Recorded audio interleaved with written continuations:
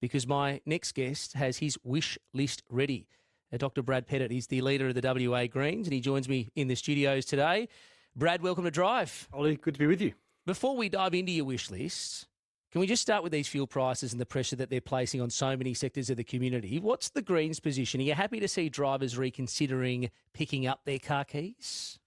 Well, not in this way. I mean, certainly we've always wanted cities where people have got transport choice. And I think what this is kind of doing is actually is giving people bad choices because they feel like they can't either get fuel or they can't afford to fill up their car. And that's a really challenging time. But it's also, in these crises, as I say, is opportunity. And so that's where we think is a really good opportunity for government to get more involved. First, I think it is actually at the point now where we need to cap and get serious about using state powers to cap fuel prices. So come in and say this is the maximum you can charge. Yep, and government can, and because we are undoubtedly seeing price gouging across many fuel outlets, the idea that big fossil fuel companies and petrol companies are profiteering from this is outrageous. I mean, that needs to stop. But we also need to acknowledge if this keeps going, we're going to have a real crisis on our hands, and actually access to fuel is going to get harder and harder. So the other key bit of this is the opportunity to give people the choice, make it easier to get out of their cars. So free public transport. Exactly. So that's, in fact, that wasn't on our original budget wish list that we wrote to the Treasurer about just before Christmas, but certainly one we would put on there now. So in fact, although we did actually in the lead up to the election last year talk about this as a policy.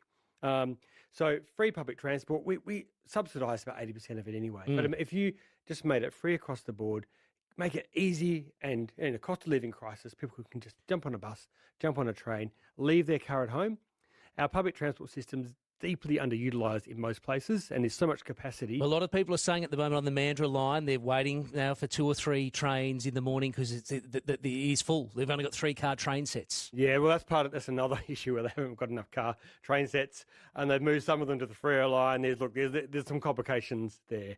But that aside, there are good ways of most of the time you get on a Mandurah train, there's almost no one on it. In fact, I got on a Yanship train the other day at 5 o'clock in the afternoon at peak, coming back to the city, and literally I was the only person on it for 2 stops. Is that right? So it depends which way we're going.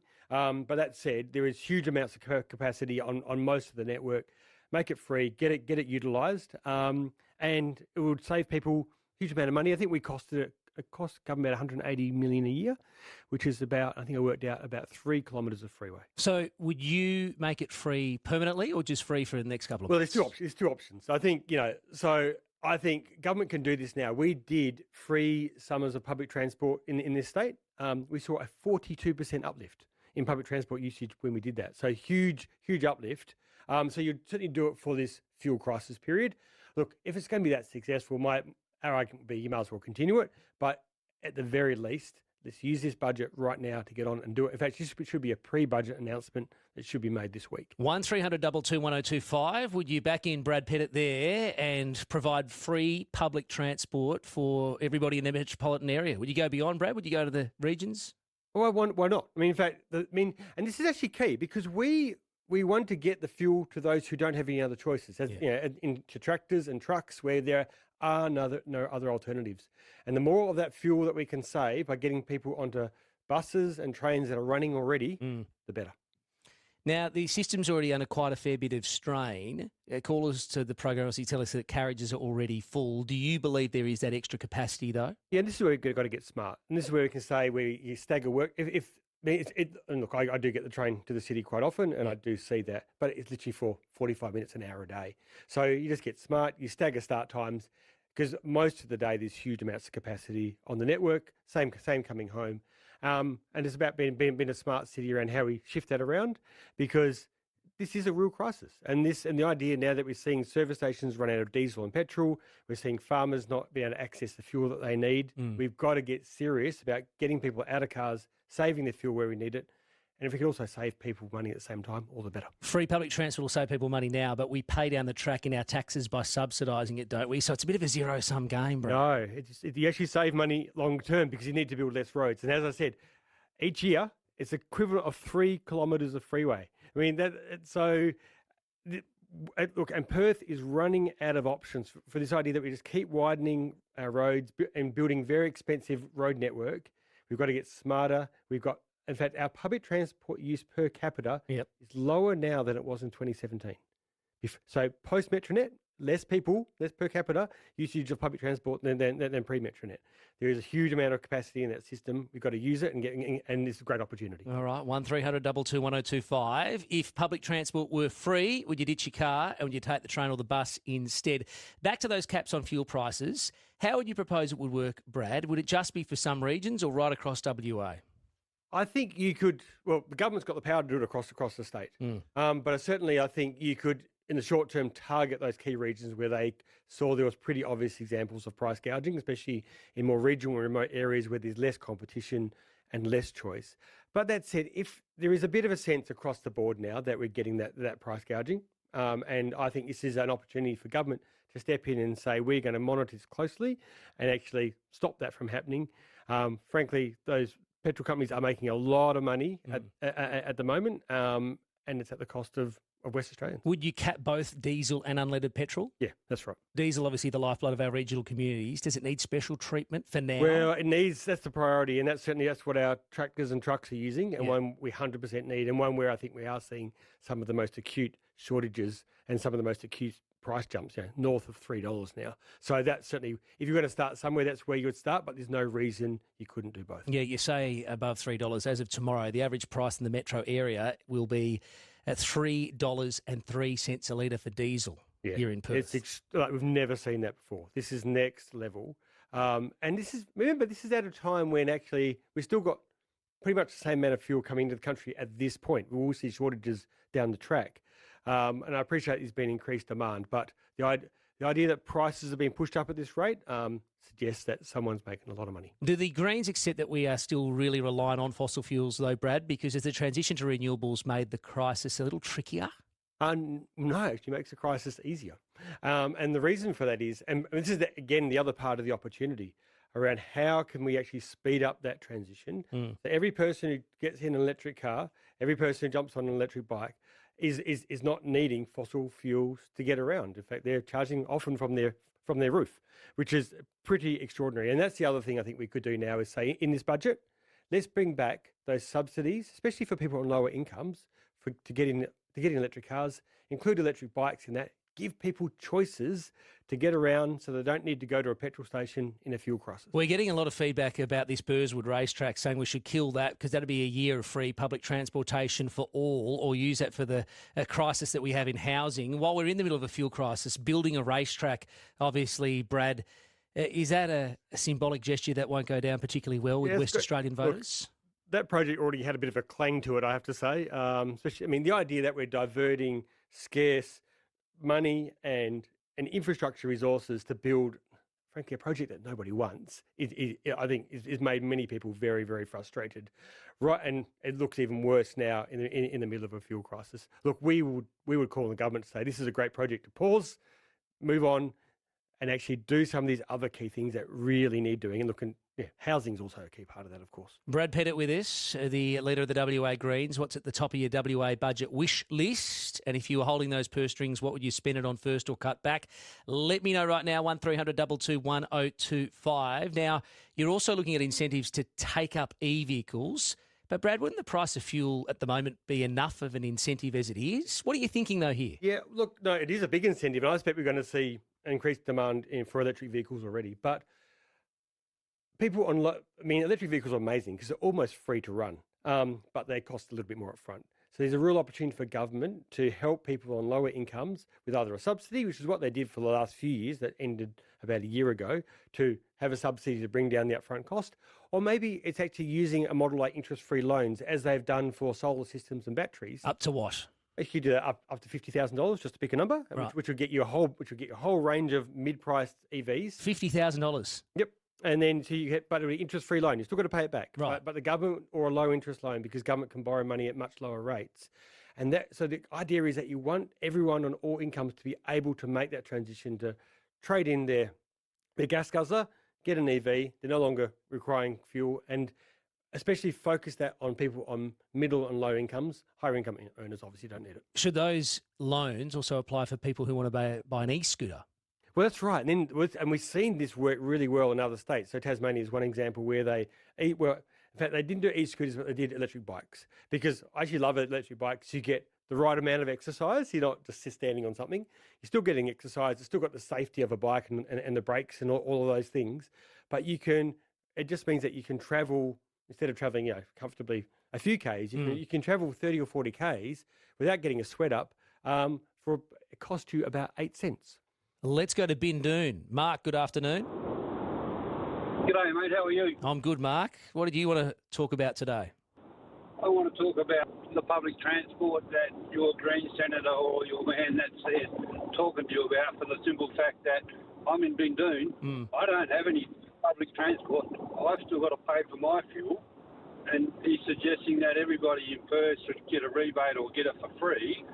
Do something for the people in the region, not just Perth as well. All right, you got a policy for Bindoon for Mark, Brad? Yeah, look, and as I said, John, you make public transport, the limited bits that you've got free up there as well. But one of the things I would say is that when we make these things free, when you're travelling through Perth, you got less congestion. The idea is actually freeing up roads for everybody. But you're right, there needs to also be incentives and things that help people in Bindoon to transition. And I would say that Bindoon is perfectly placed for people who want to buy electric car, because it's good in terms of range, and in terms of actually enabling people who live out there to reduce their cost of living in those kinds of ways as well. So I think we've got to have a full package so that everybody in this state can benefit from the clean energy electrification transition that ultimately makes it cheaper for everyone. It makes us not dependent on oil going through the Strait of Hormuz. Matt says he loves everything that you are saying, Brad, but how do we change the mindset of the population? Because he doesn't mean to generalise, but he drives home from work at 4 o'clock in the morning and people are passing him at 20 to 30 Ks over the speed limit in four-wheel drives and utes, and it astounds him. Yeah, look, I think it's changing anyway. I think I think we're seeing electric utes coming through now. We're seeing there was that bit of a sense of the first electric cars were seen as kind of very small toy-like, and not highly credible. When you've got these big, still big, still in terms of trades, they can actually have a plug-in vehicle now. We've got those. I think that can be part of the transition too. And we just got to make sure we make it easy for people to do that. And look, we do want to make sure that it's what's the word? It's a little bit cool as well. I appreciate. We love our big vehicles here. I think that's got its own problems, but ultimately, you got to acknowledge that some people need it for their job, and let's help them transition too. Keno says he loves your EV idea, but beyond the fuel crisis, Brad, what else is on the Greens budget wish lists? Look, we did send a letter to the Treasurer just before Christmas, and look, I won't go through it. It's a long list, but one that I think is really important is around increasing funding for family and domestic violence. We actually talked about, we've seen in recent times some horrific stats around a woman somewhere in Australia dying at the hands of a man every week. We need a really big investment in having safe places for women to go, in having preventative education, especially for men who are overwhelmingly committing family and domestic violence. This is a scourge on our society and our community, and we actually have asked the Treasurer for $900 million over 4 years to invest in that, because I think we're just seeing, unfortunately, this is a growing problem, and sadly, too often, not enough prevention, and women don't have anywhere to go, and both those things need to be solved. Should the state government build a new prison, because we know that our inmate population's overflowing? Yeah, we are at crisis point in our prisons, and it's actually shameful that we've got here. I mean, ideally, my short answer to that would be to say, ideally, no. You want to start investing in prevention, and this is where smart governments invest in keeping people out of prison, and that actually saves you money over time. Keeping people in prison is so expensive, and prisons are very, very expensive to build. That said, we may be unfortunately at another crisis point here where we've got 3 people per cell that was built for one. We've got people sleeping on mattresses on the floor, their head next to the toilet, no space for rehabilitation. No space for actually people for prison should be a place where people come out better than when they went in. And I don't think that's happening in our prison population at the moment. And we might need a new prison so we can actually do that. Yep. But you would also hope, actually, we've got to start keeping people out of prison with the right programs, because otherwise we're just going to keep spending more and more money on this. WA Greens leader Brad Pettit with us this afternoon. 1300 22 1025. What's at the top of your WA budget wish list? And if you're holding those purse strings, what would you spend on first, or what would you cut back on? Herb in Hovia, good afternoon. Good afternoon. Yeah, well, what I think money should be spent on is promoting and normalising nature positive development. Because at the moment, the default nature negative way of doing things is bushes bashed down and then maybe get a little bit of replanting. And nature is our ultimate essential service provider. And we need to recognise that ignoring that sort of respect for it is costing us a huge amount of increased insurance costs from a climate degradation, and we need to start to sell the benefits of sustainable environmental stewardship and the money it saves us in the long run. Would you agree with Herb there, Brad? I love that idea. And in fact, Thought you might. This is exactly the kind of thing that we should see Development WA, who's the state government's development agency, doing. They did a really great project actually in my neighbourhood in Whitecomb Valley, Fremantle, where they did an exemplar project around sustainability a few years ago called WGV, but we haven't seen them do much in that space since. And this is actually, I think, the next step that they could make, because we're seeing these projects all around the world. Perth's a bit late to the party, and I think that's a fantastic idea. What about housing? Could more be done on stamp duty to incentivise downsizes? Look, that's smart. In fact, we would even go further and say, look, we need to actually start removing stamp duty from the system, replacing it with a land tax. But that downsize a bit is so important, where you got people who are retired often rattling around in a 4-bedroom house, just the one or two of them. Yeah. Huge opportunity. And we often say in WA, we've got enough bedrooms for everybody to sleep in tonight, but they're just really badly distributed. And this is a really good opportunity to use our tax system to encourage people to move into a smaller apartment or townhouse, free up a big house for a family, and actually have a much better distribution. Stamp duty is a pretty dumb tax, to be honest with you, and that's a really important reform we'd like to see this government. The letter you sent to the Treasurer before Christmas, have you had a reply?